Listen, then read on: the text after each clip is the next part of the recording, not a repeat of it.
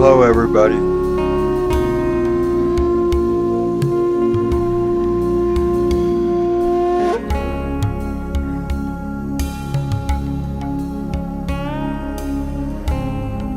Let's see if this is loud enough.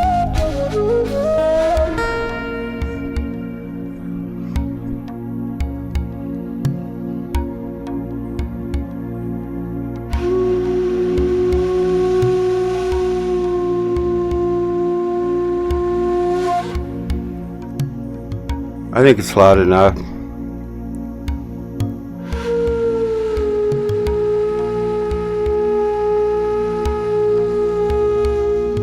You can hear me all?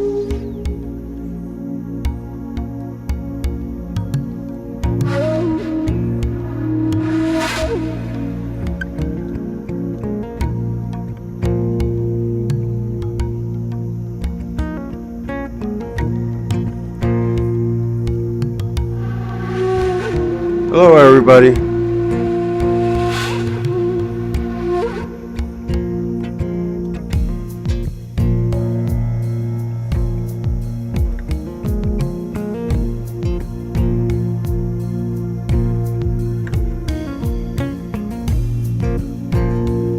Well, JB, you still got time to get in the car and go if you want to.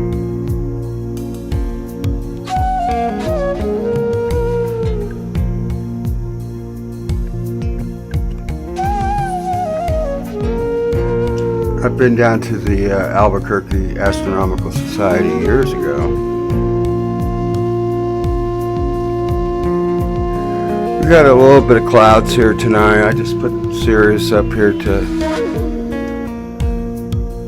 I want to bop over to Orion. Looks like I need to do a little bit of fine tuning on the focus a little bit to get the stars in a little bit better. But this is live.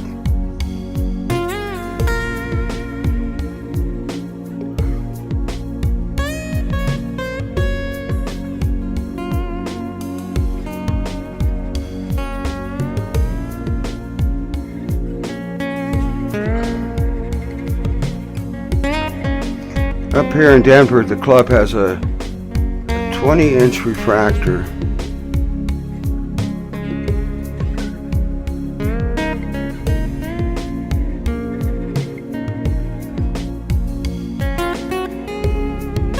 That comet is gone. It's gone. It's history.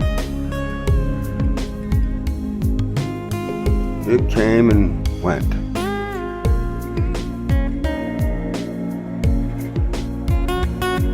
Now you all have to remember now, what I see in the chat room, you don't hear my response for at least 30 seconds because YouTube puts a 30-second delay on live streams.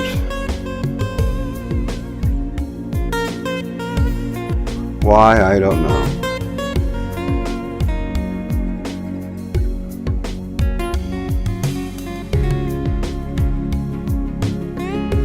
I need to put a hat on.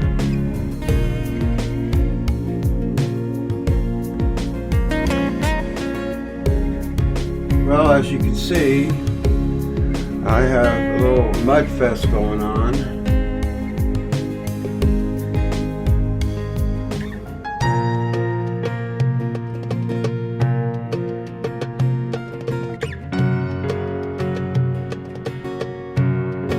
All the melting snow. That's serious. That's correct.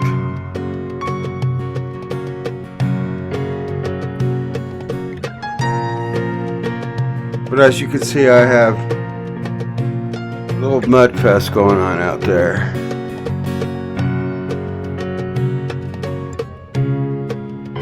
But it's up and running. Did a little bit of the sun today for a few hours.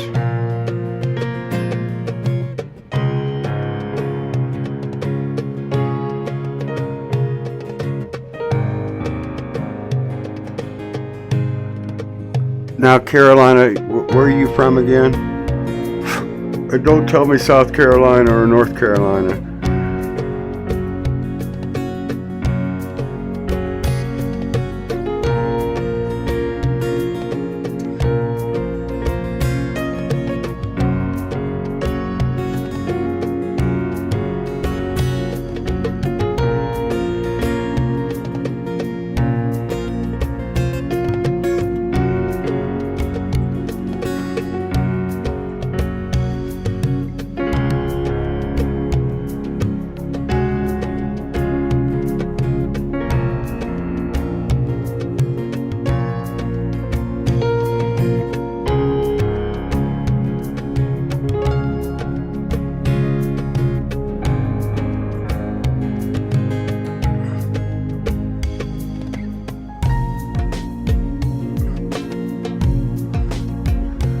Okay, North Carolina.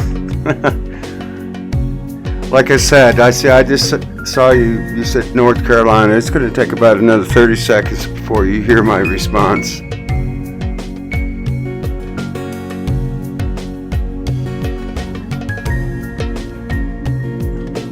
Maybe 20 seconds.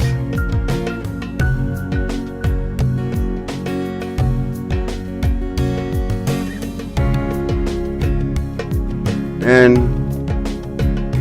there's my backdrop behind me. A little bit of Cosmos movie computer generated stuff. I thought I was going to have to put some kind of rain clip behind me.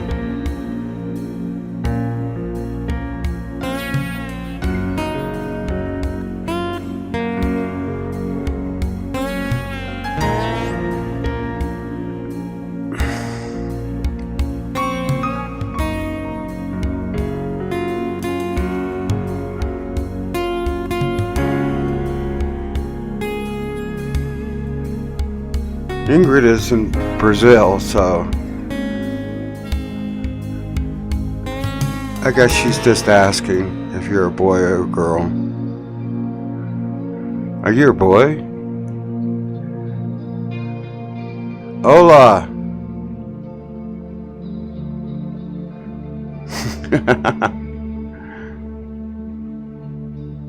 A lot of people from South America, Brazil, Argentina.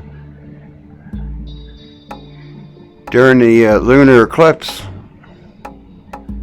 we had close to 300,000 people watching the lunar eclipse. And a lot of them were from Brazil, Argentina.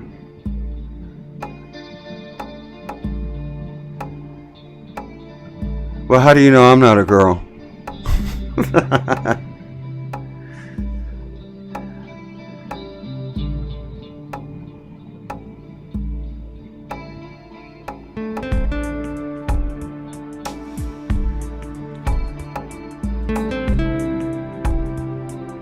I need a haircut.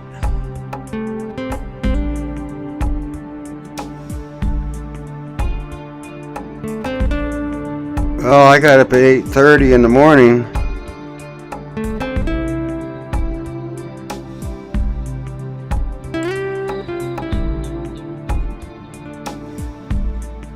Well, I think we got a gentleman from the UK in here just now.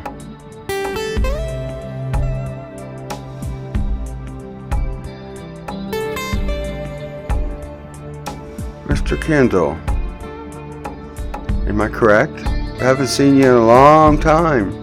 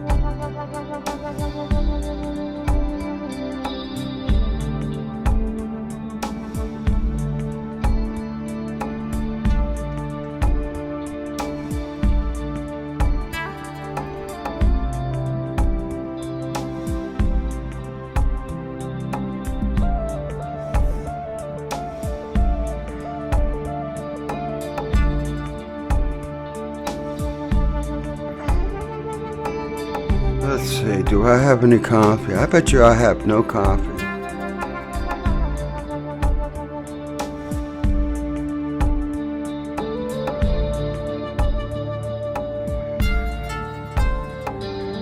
Hello, Astro Live channel.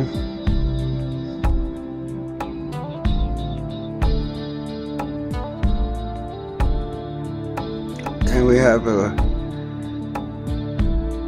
soy-based Jeremy here tonight. Well, that's what it's nice to be retired. I'm retired.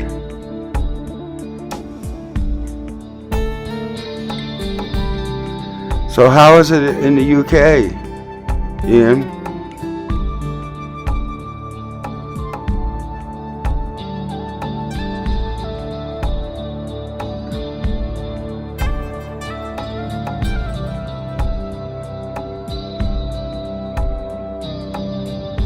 Looks like we got a little bit of clouds coming in because we're losing some of the stars.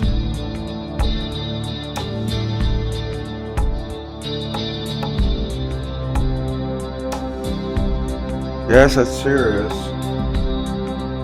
I'm not exactly polar aligned, so that's why the star drifts a little bit. I just kind of eyed it.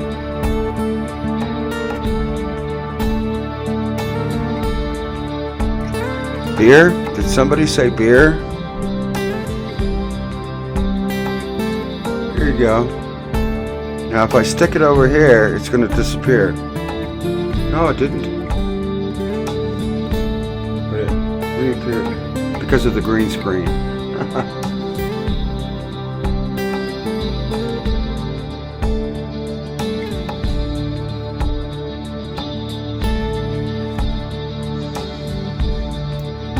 Venus is up in the morning. But I can make a beer appear real quick here.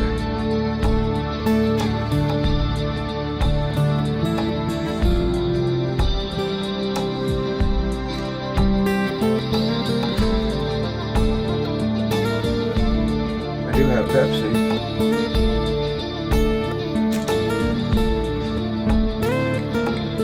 This is a pretty good 4K card. It's USB. It's about $500. It's not too bad. I use it as a backup. Sirius is a star.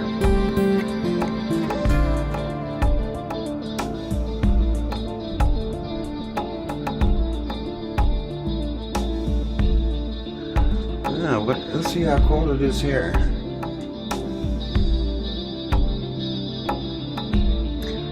Hey Siri, what's the temperature outside? It's 42 degrees outside. Hey Siri, 42 Fahrenheit centigrade. 42 degrees Fahrenheit is 5.6 degrees Celsius.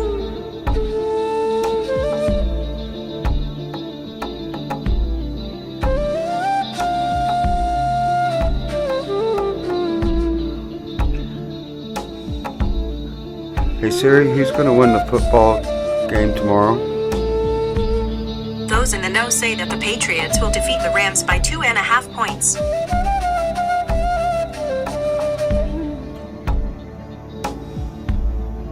I'm going to go outside in a minute and put the star back in the center and to see what the sky looks like.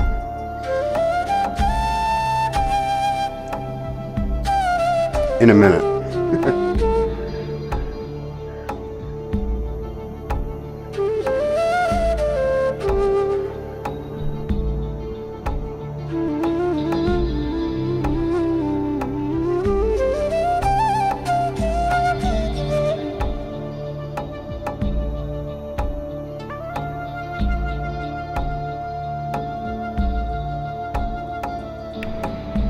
Todo el mundo se está divirtiendo.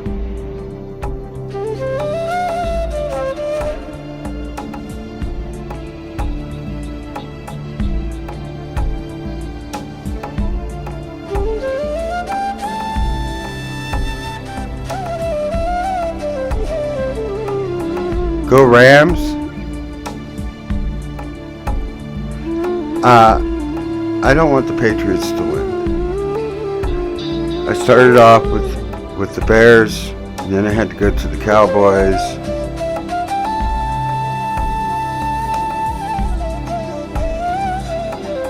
I watch a lot of American football. I love American football.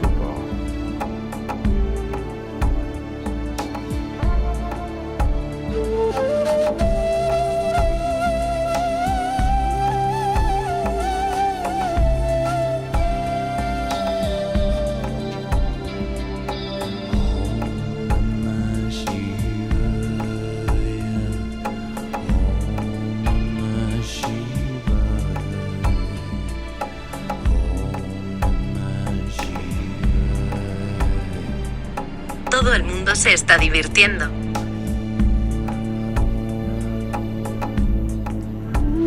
Did I say that correctly?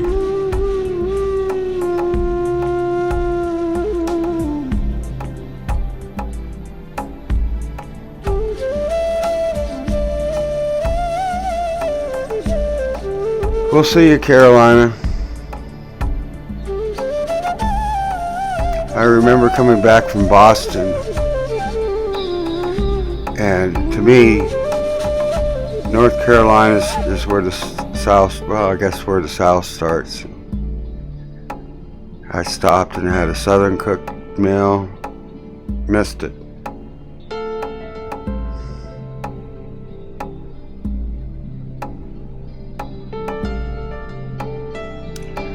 Well, I used to live up by Boston, and I want to see another team win. Brady needs to retire, but that's another issue.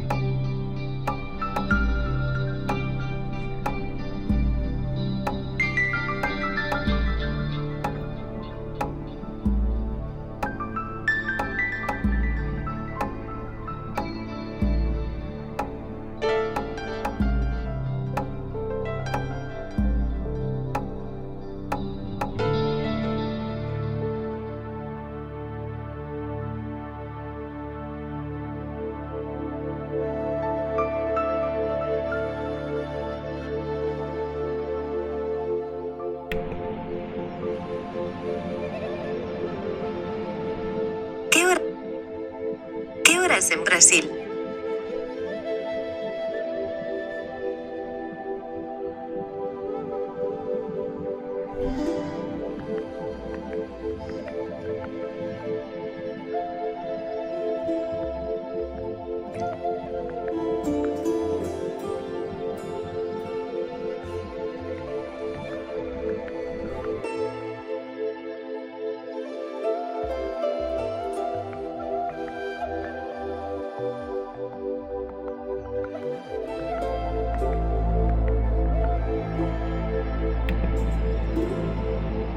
Todos hablamos español.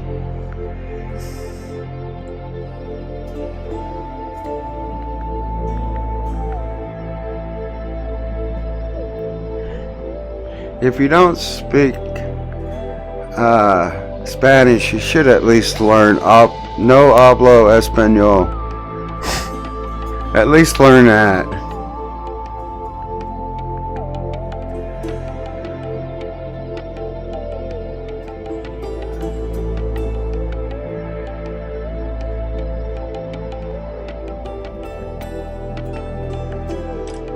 Well,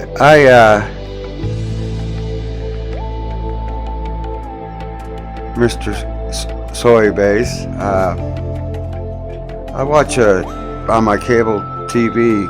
I have a thing called the Red Zone, and what it is, it plays all the games in the morning and all the games in the afternoon. And when a team gets into the red zone, it cuts over there, and they also have their own commentator, and we also hear the commentator from the game. So instead of watching one boring game, I get to watch all the games. And then during the red zone, time. If no team's in the red zone, they pick a couple games and they switch back and forth. So I started watching football at 11 a.m. and then I'm done around 5:30. I mean, not 11 a.m., but yeah, 11 a.m. to 5:30 p.m. And then there's Sunday night football.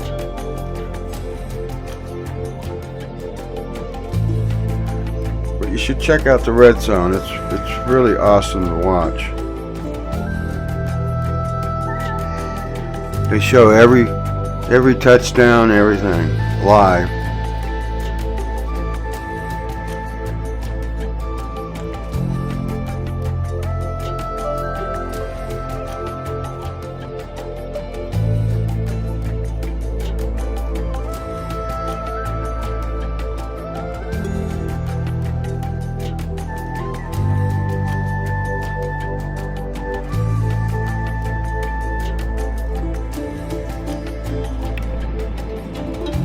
No entiendo español.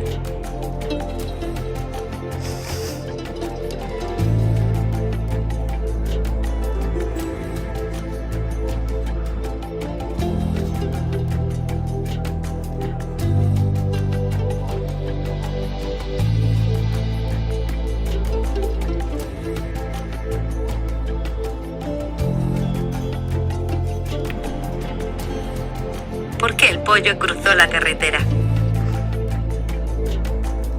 That's a little fast for me. I don't know if I could say that.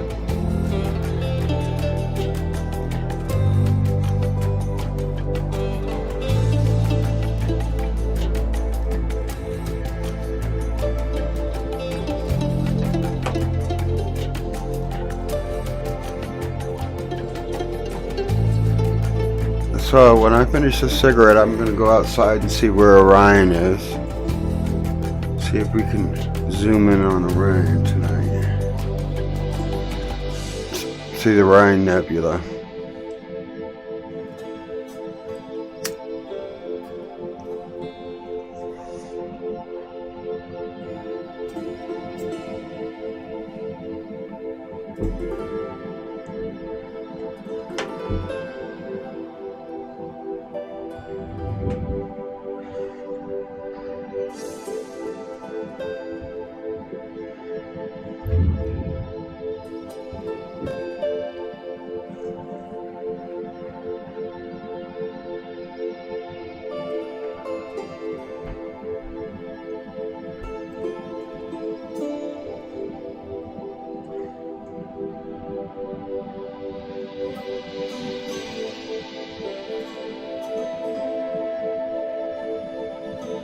The star Sirius has a companion star that orbits it. It's very close to Sirius. You have to have a lot of magnification. And you see Sirius and you see this little star right next to it. It orbits around Sirius. A lot of stars up in the sky are what they call double stars.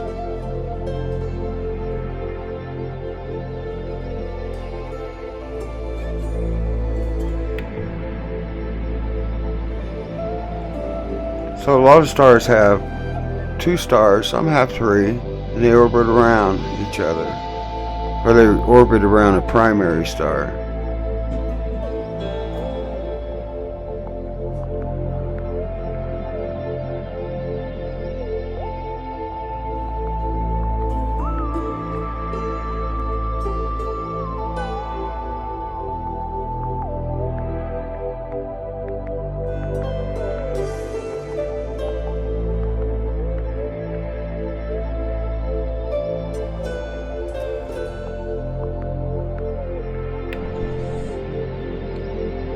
¿Quién quiere pizza?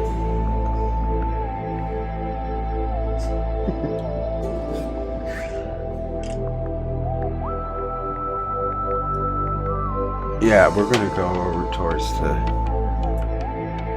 nebula tonight.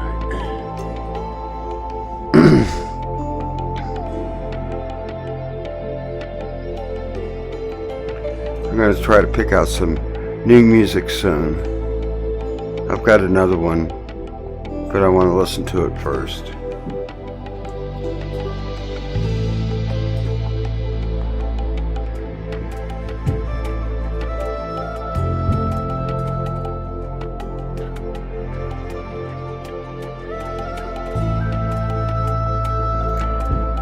It's going to be an interesting football game tomorrow, believe me. I'm cooking a turkey.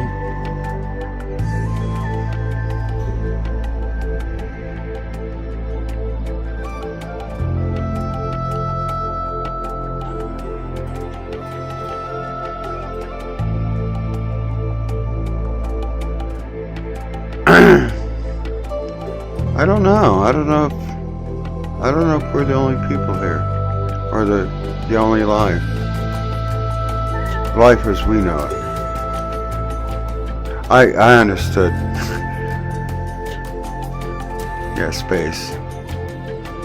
I really don't get into all the alien stuff. I've been doing this 35 years and I have yet, and even astronomers that I know, professional astronomers, I just stay away from that because a lot of them think that it's just a bunch of hooey. I myself, I just stay away from it.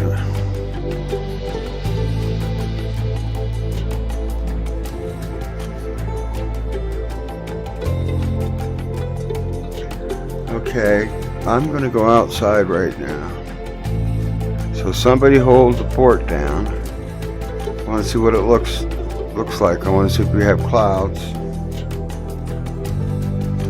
And I also want to get me a cup of coffee.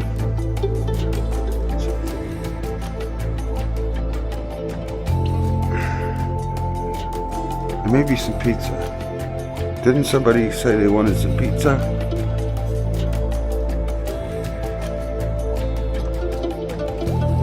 I'll be right back.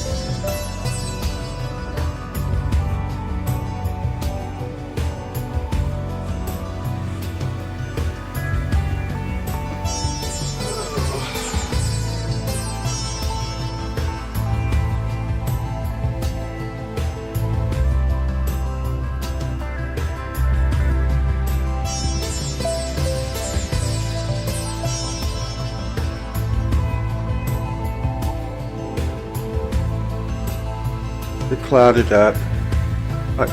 I'll be right back. I forgot something outside.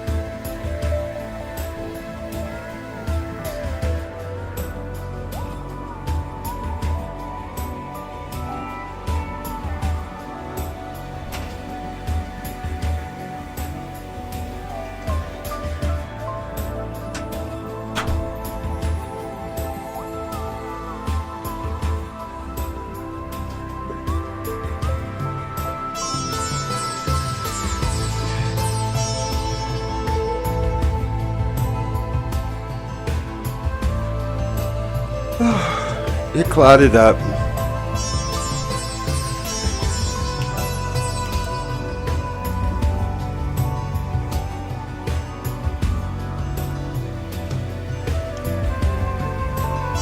I tried.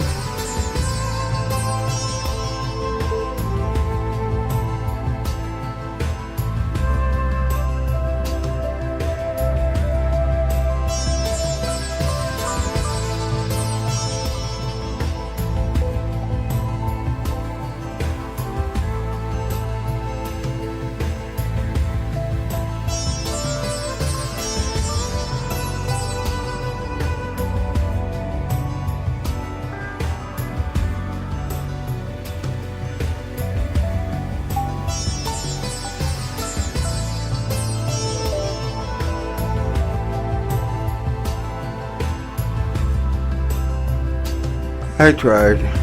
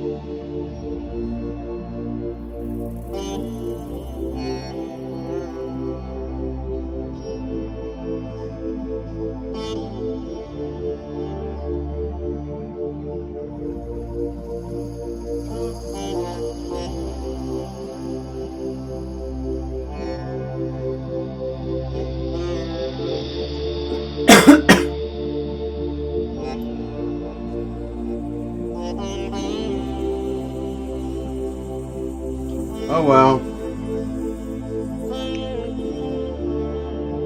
What can you say? I tried.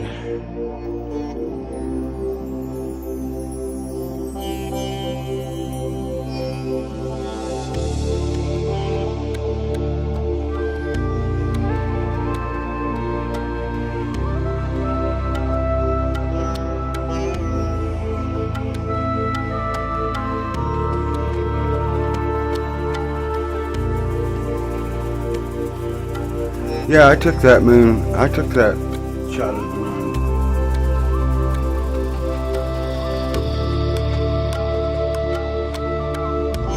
I took that with the C11.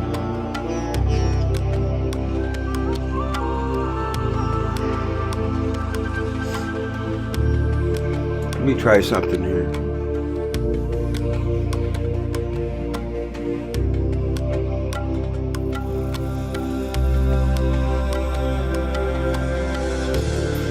That's a Celestron 8-inch fork mount HD telescope.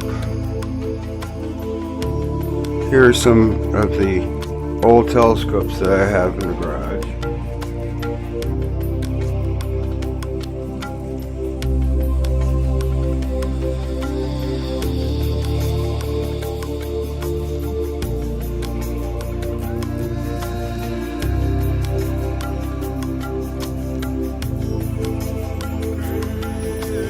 I turned the telescope off, so let's see what else I got sitting here. Yeah, photograph files. There's my C11, and that was my very first live streaming computer setup. MacBook Pro with two 5K monitors.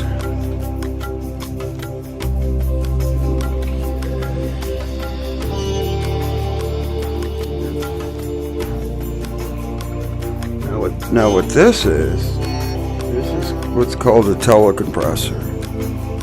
So you got camera on one end of your telecompressor, and what it does, it makes the image smaller, and it also changes the F ratio of the telescope. That sucker weighs about 7 pounds.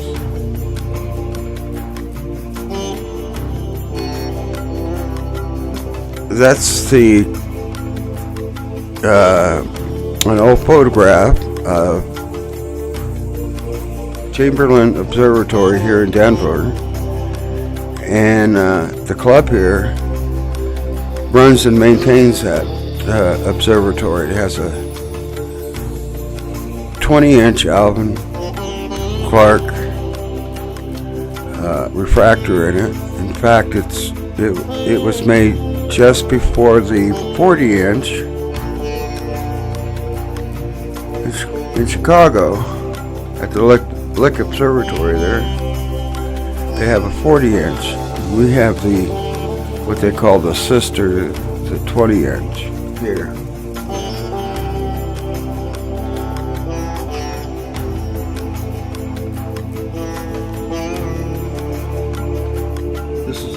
This is a telescope I bought years ago. I bought it as used.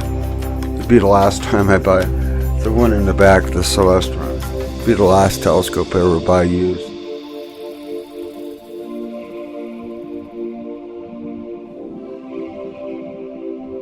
Oh, I took this photograph up in Boulder. Yeah, let me fix the color on this. Let me fix the color. Let's see where it is.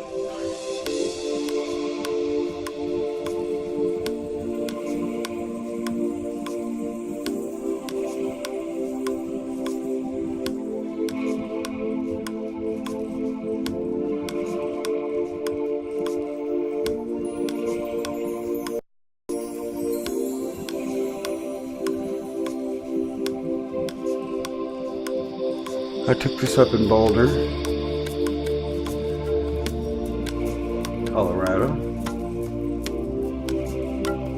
a friend of mine. That's a 9-inch Celestron.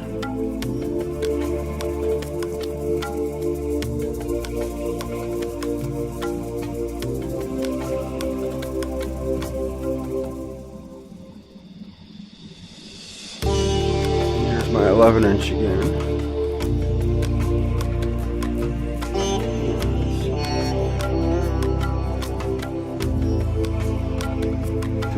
This photograph of the sun.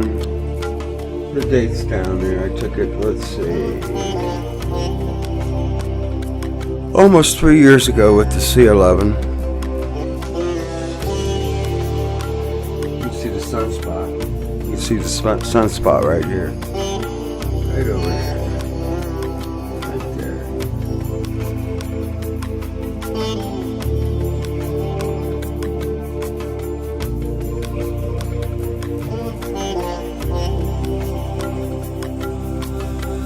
Let me see if I can find some deep sky objects I've taken.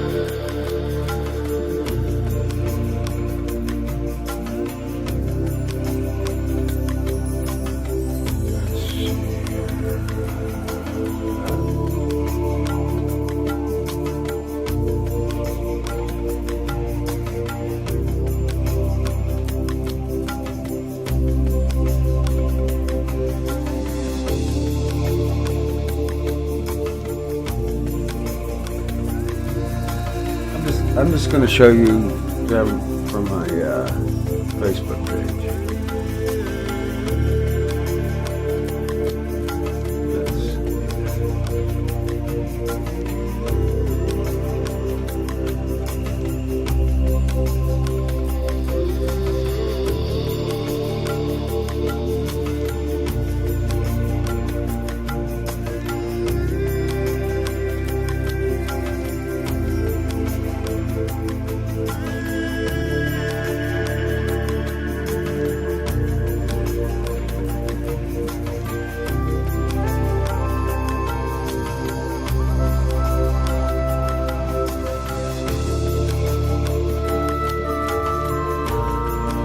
I'm just going to scroll through these.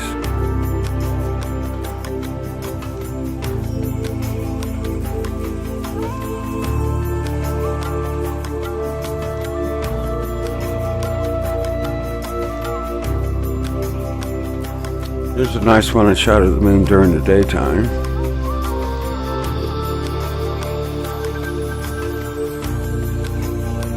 And here's one I shot a few years back. Just the stars up in the sky.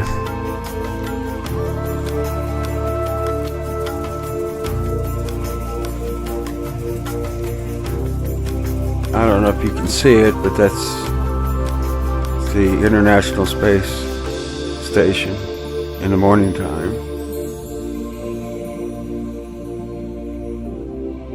Going across the sky. The ISS again right here. Just before, let's see what time. 6:30 in the morning. So the sun's just coming up. Here's another shot. Right here.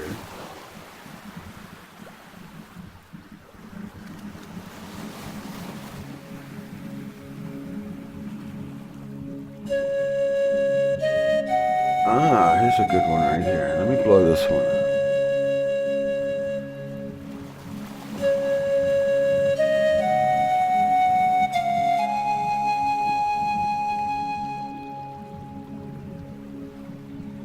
This is Uranus here. And there's 5 of its moons. 1, 2, 3, 4, and the other one's down here. That's Uranus.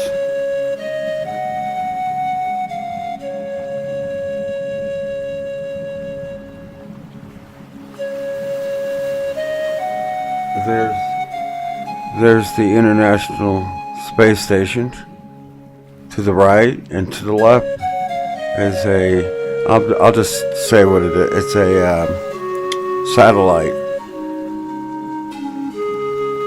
radium flare, I believe that's how you pronounce it. Over here. This is the International Space Station. I want to keep on saying Space Telescope. Space Station. There's the space station again. There's Uranus. There's Orion.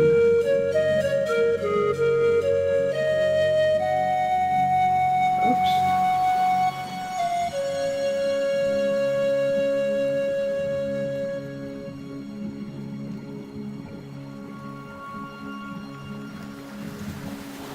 Let me bring that back up here.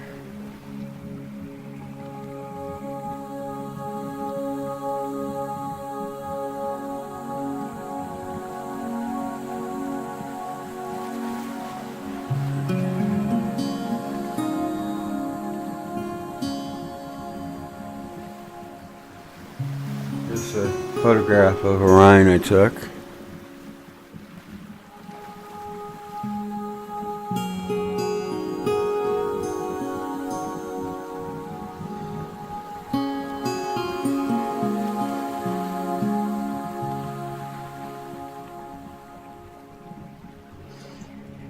We got clouded out.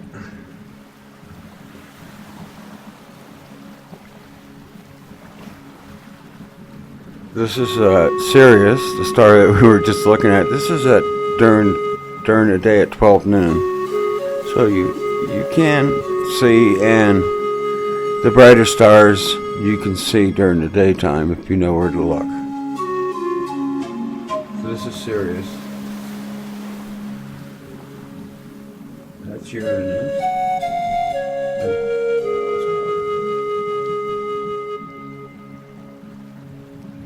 There's a shot of the moon. This is the Ring Nebula.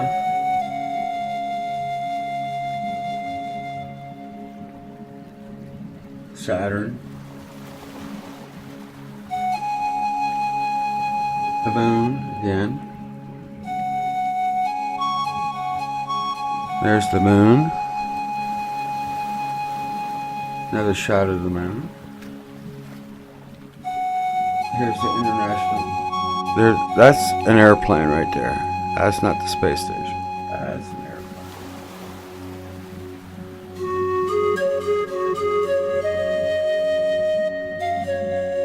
Here's another iridium flare. It's a satellite up there, and it spins, and it catches the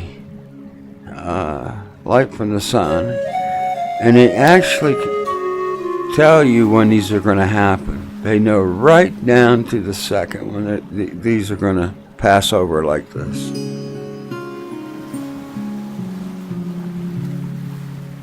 Here's the Pleiades.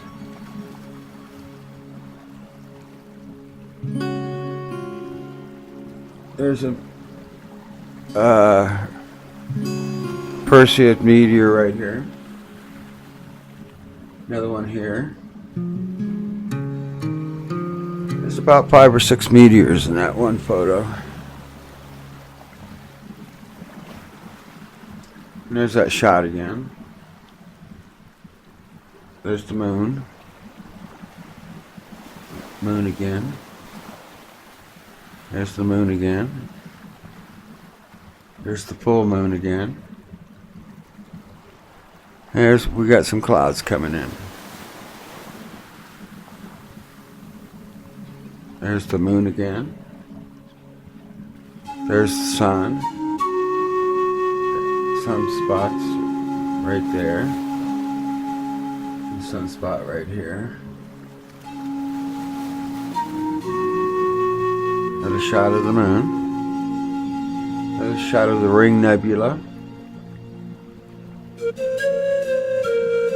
This is a globular cluster, and it's called M13.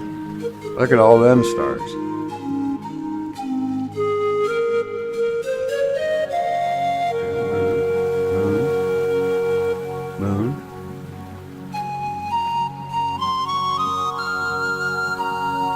This is, I believe it's Alberio. It's a star.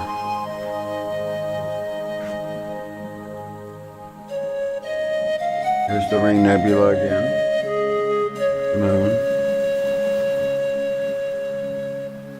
Moon.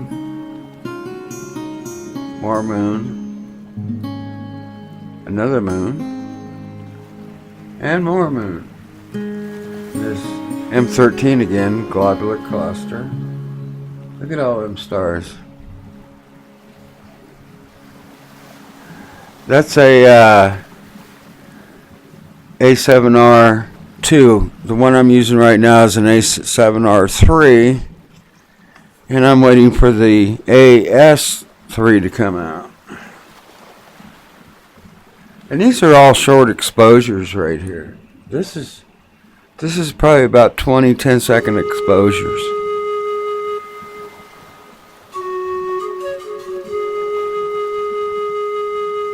Yeah, the exposure is 5 seconds. There's probably about 20 stacked images there.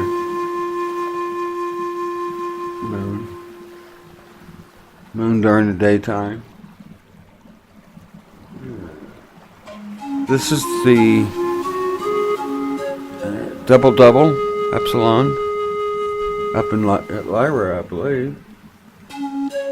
Each star has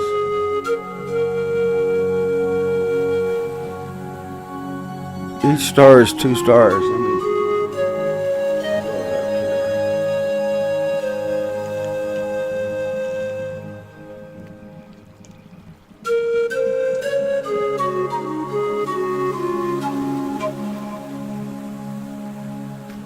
I don't know if you can see that, but each star there has a companion star.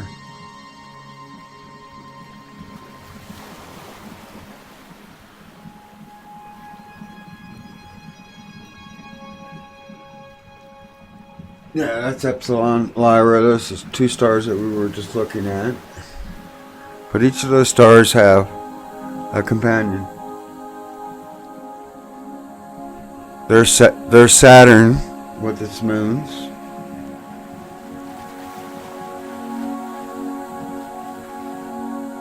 Six moons. There's the moon again. That's Mars. Now, there's Mars, 2 moons. They are so small and dim, I'm surprised I could ever photograph them. Very hard to photograph. Of course, Mars is in the center. This is Polaris. And as you can see, Polaris has a star next to it. That's its companion star. That star revolves around Polaris, just like a planet would.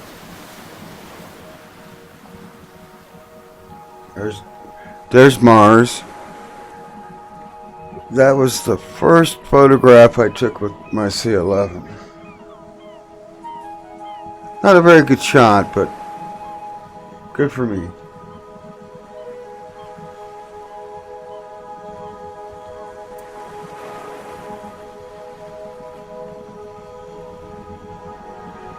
There's Mercury going across the sun.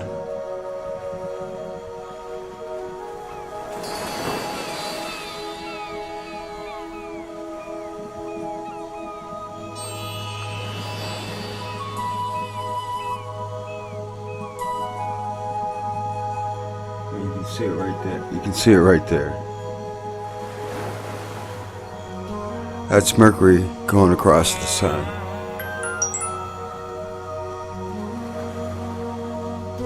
You have a couple sunspots there. I forgot about that.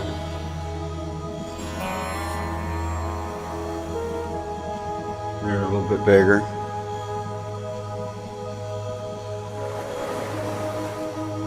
The moon. Stars at night. Stars at night. What is this? I forget what it is. Can't remember what it is. Something. There's the ISS right there. Space station. That's Denver, Colorado.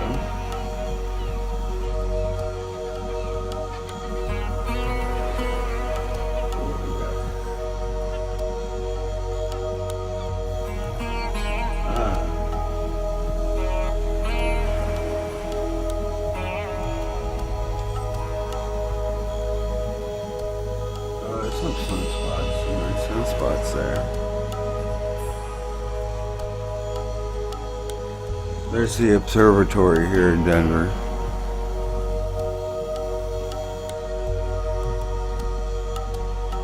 And I think that's it.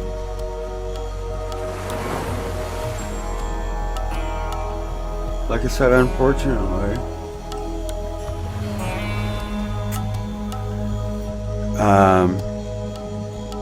it clouded up. So I think I'm going to call it a night. I'm not going to do anything tomorrow. Maybe Monday night. Tomorrow's football. I have to cook a turkey.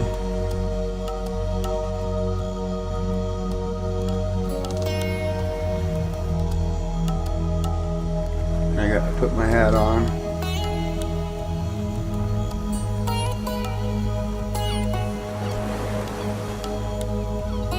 I think we're going to call it a night. An hour and a half and it's cloudy.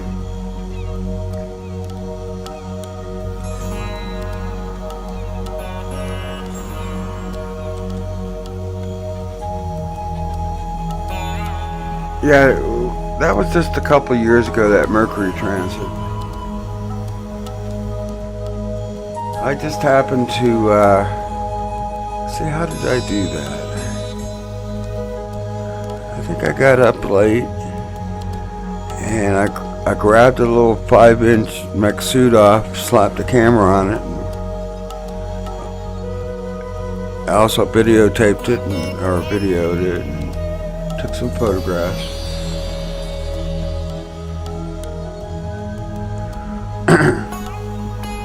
I always wanted to do a transit of the International Space Station, and the day that was going to happen, half an hour before it was going to happen, it clouded up. I had everything ready. Do I use CD cameras? No. Years ago I did. CCD cameras are pretty expensive. Most people are using those CMOS cameras. And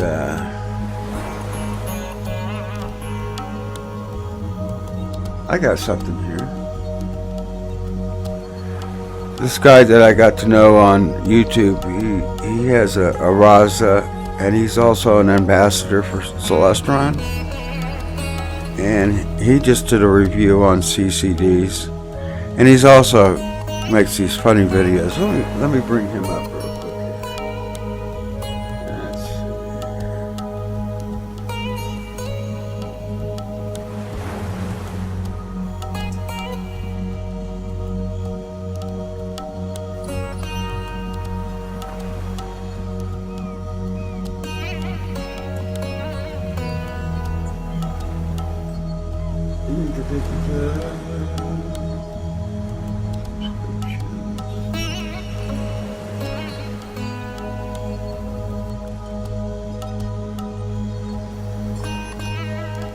I gotta remember his name now. Everybody has a handle on YouTube.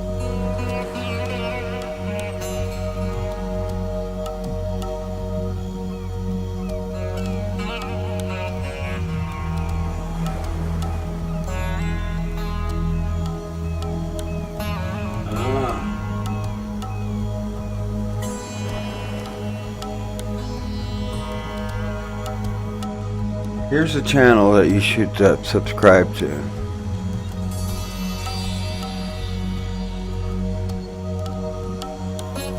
Let me blow his name up here so you can see.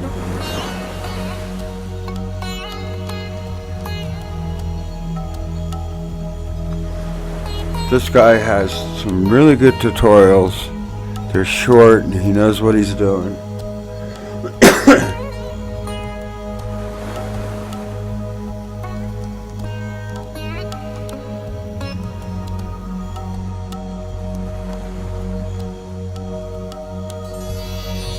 Let me see if I can find this one funny video he made.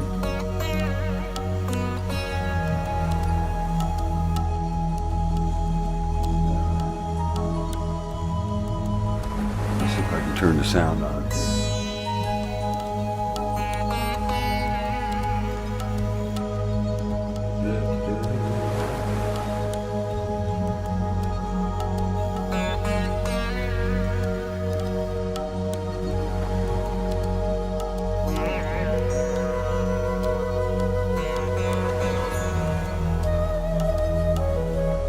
See if I can get the sound to work here.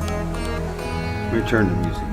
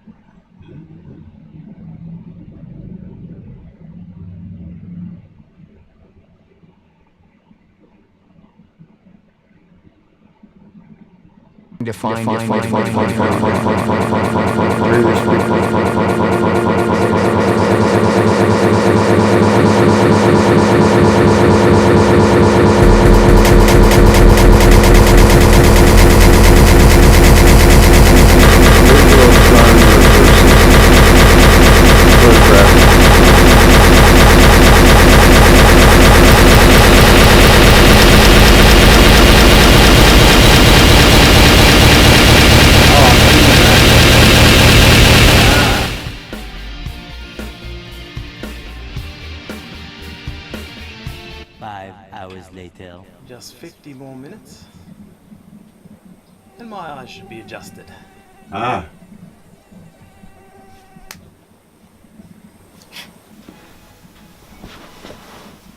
What are you doing? Thought you were doing astronomy tonight. I am. Let's start this over.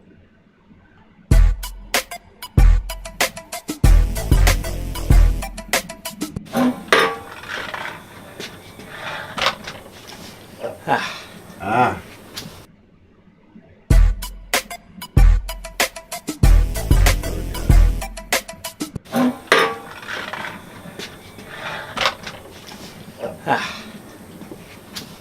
And we're ready to go.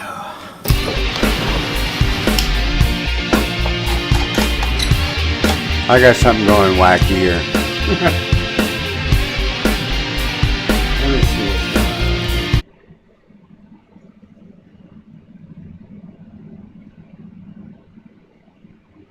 Oh, I know what happened. I was watching my replay on YouTube.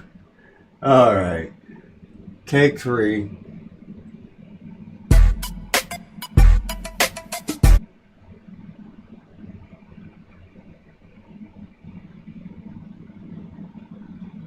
Here we go. I'm sorry.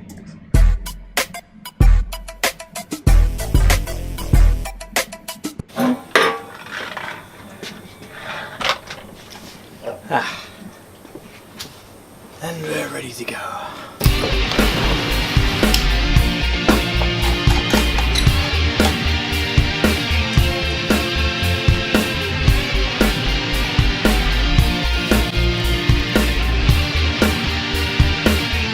Five hours later. Just 50 more minutes, and my eyes should be adjusted.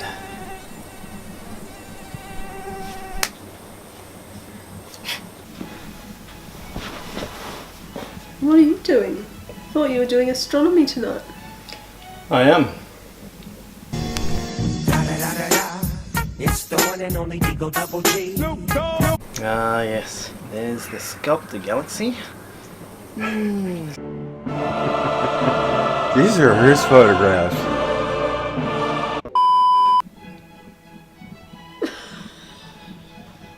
He's crazy.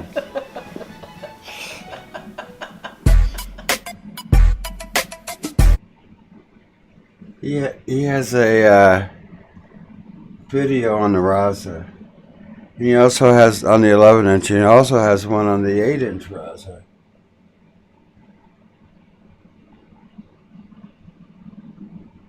Alright, let me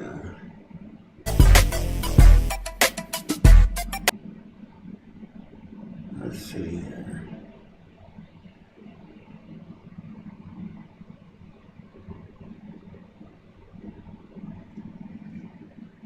Just give me a second here.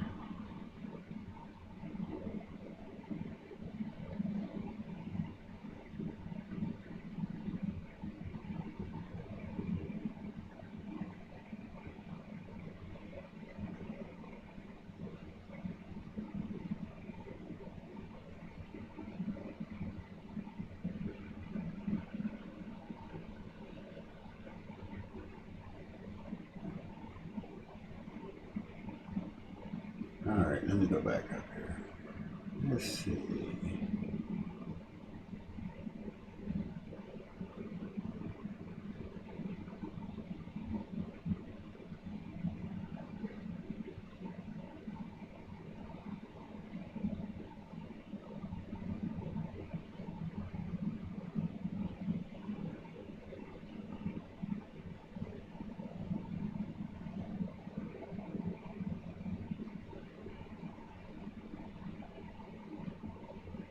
Ah, look at this one. Are you still there?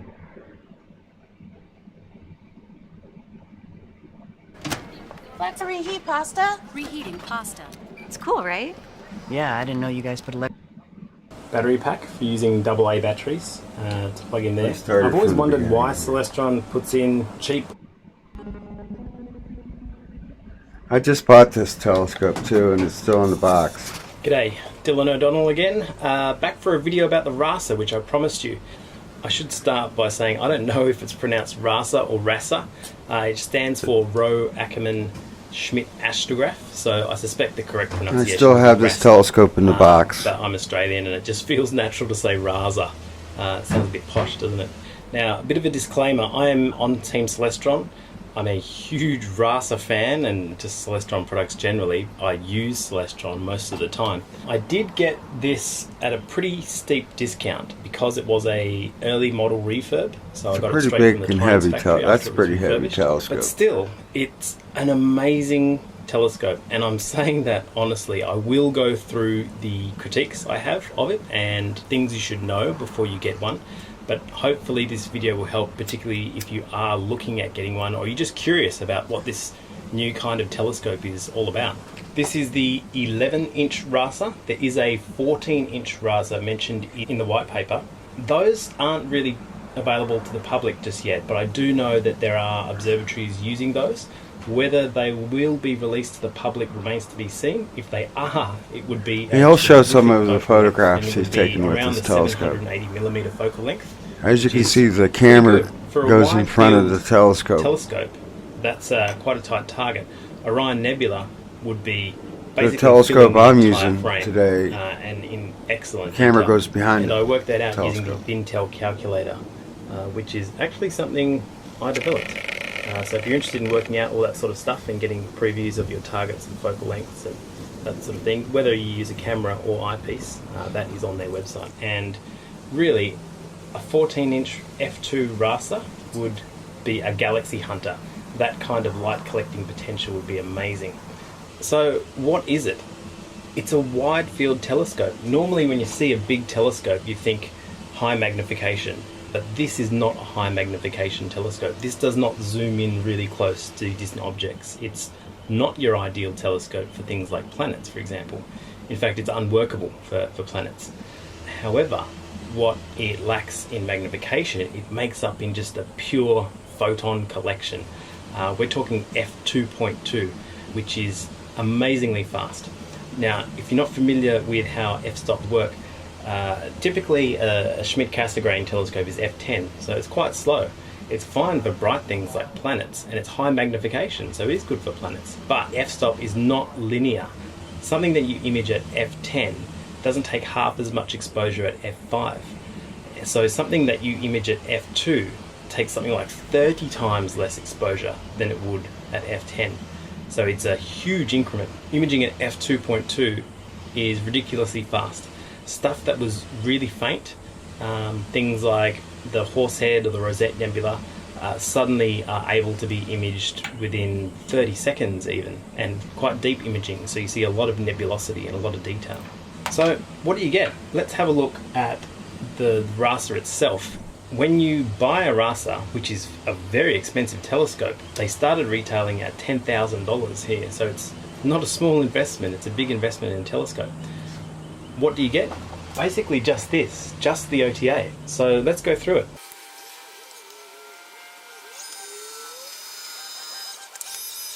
So you've probably seen this setup before with Hyperstar or Farstar.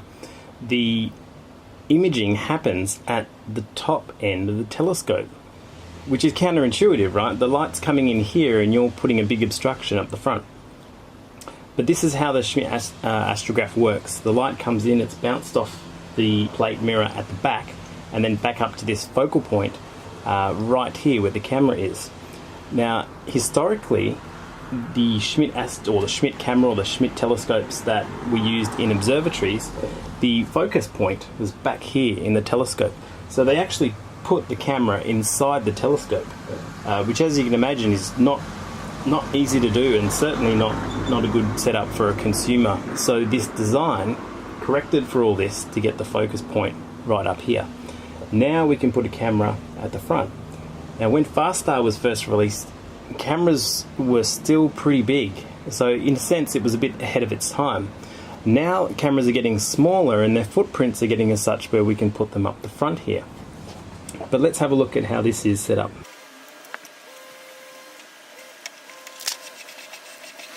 So there's my QHY9 that I've just taken off, and you'll see here I have one spacer just to get the correct focus point, and I have the filter draw system. Now this filter draw system is actually from the Hyperstar.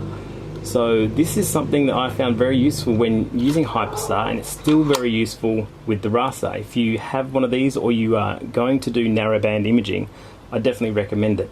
And of course this attaches onto the 2-inch thread for your cameras. They also provide another adapter, so you can put on a 125 adapter and screw on a smaller camera there if you want. By the way, this filter drawer is magnetic, so they just sort of clip in, which is fantastic. Now obviously when you have an obstruction at the front of the telescope like this, you'll have cables running out as well. So depending on how you want your diffraction spikes, and you can have slight diffraction spikes, you can position your cables running out at 90-degree angles like this, so you get the 4 pointed stars. But generally diffraction spikes are very minimal, which I like. I don't think it's great to have diffraction spikes all over your images. They look pretty cool for clusters and things though.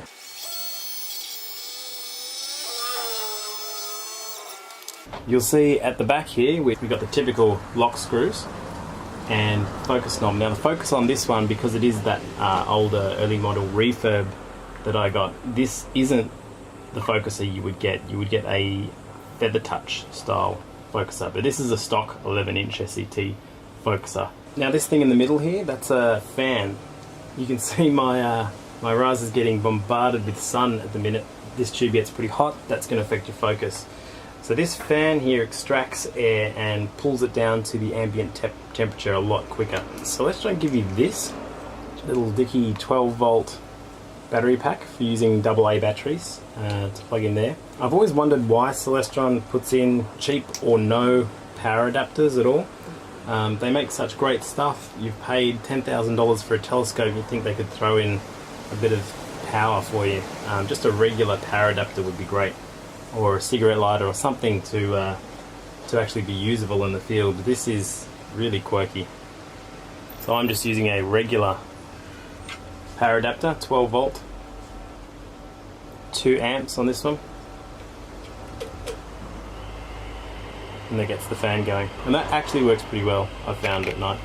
I had to close the dome because it's just so windy and sunny out there. I didn't want to get this too hot. So how does it actually perform? I have to say this thing has really upped the game in terms of my imaging. Now, you may know that I've been a Hyperstar fan for a while, and I've used Hyperstar effectively for ages. There is a video on the Astro Imaging channel where I deep dive into Hyperstar technology, and this technology is essentially very similar. It's almost exactly the same. It's just that they've built Hyperstar essentially into one OTA, into one telescope, so that you don't have to use an extra adapter, you don't have to screw things on and off, you don't have to play with the flatness of the field and the collimation. You can collimate this, but it's really fiddly with some Allen screws. If you do have an authorized vendor who can look after that for you, I would trust it to them. I'm not game to get up there with an Allen key so close to the front of the telescope and risk scratching the glass or anything like that. I'm definitely not confident in my own abilities doing that. But thankfully, once it's collimated, it's actually pretty solid. You really don't need to touch that. So don't muck around with that stuff if you can help it. Because you're putting everything at the front of the telescope, you are going to lose the ability to put on big things such as motorized filter wheels and focuses and things like that. So you get used to doing things a little bit more manual, like using that filter draw system to swap out the filters.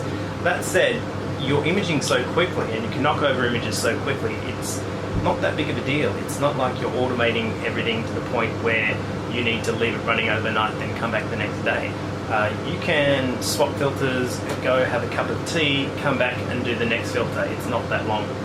One thing I noticed immediately was it was a lot more difficult to focus than I realized. The critical focus zone is very, very small, and because the exposures that you take are pulling in the photons so quickly, you do see the halo of the plate at the back. So you will get this round fringe around your stars, and be aware of that as you're focusing, because I do think it trips up the HFR reading on your focus routine.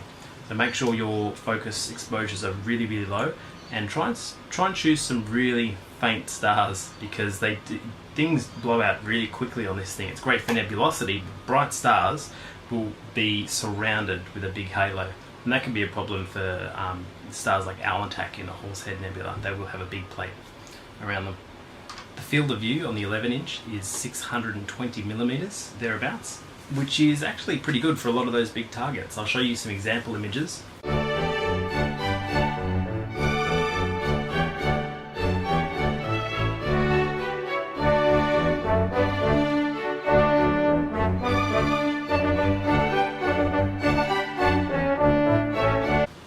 So if you're thinking about buying a scope like this, there are a couple of things to bear in mind. You cannot use this telescope for visual. There is nowhere for an eyepiece to go. And that's fine. This is designed for photographers. It has a flat field for photography. It's designed to push those photons straight onto a flat plane on the chip, on the camera chip, and have as true as possible stars right to the corners of the frame. Celestron lists this particular setup, which is the 11-inch RASA and the CGX mount, as their ideal imaging setup. And I have to agree, it's actually really, really forgiving. You can come away with a really deep exposure after only 2 hours imaging. For example, this is a 2-hour mosaic.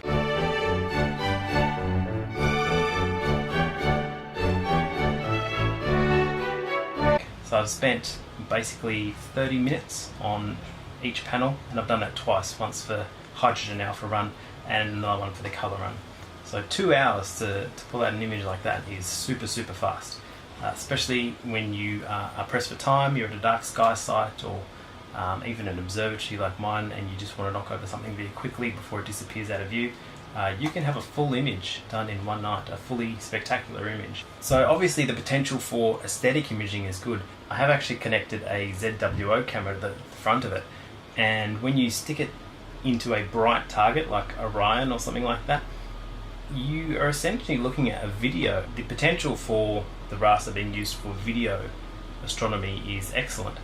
As things get better with cameras, and as the pixels get smaller and more sensitive despite their size, the quantum efficiency improves, this sort of telescope will just get better and better. So in a sense, it's a little bit ahead of its time still. We need cameras that are smaller, have a smaller footprint, so they aren't blocking too much light at the front. And then a telescope like this in various different sizes will be a fantastic addition for any astrophotographer. The other use I really should discuss is the potential for sky surveys. We know that the 14-inch riser is something that observatories would be really, really happy to use. When you're doing astrometry and you're looking for asteroids or near-Earth objects, comets, that sort of thing, you want to cover a wide chunk of the sky quickly, and you want to take exposures that are deep enough where you can identify faint objects, but preferably without those objects streaking. So if you're doing a long exposure on an asteroid, it's going to turn into a line. But if you can pick up rapid exposures and do large swathes of the sky, this is a perfect sky survey tool. I know that the hyperstars and the risers are already very popular with backyard comet hunters and people who work with a minor planetary centre to identify asteroids and things like that, and professional observatories who often don't have a lot of resources. A $10,000 telescope with this kind of potential isn't actually that expensive. That's actually a very good deal. The fact that it's in consumer hands at the minute, I think, is remarkable. I can actually show you a asteroid I discovered.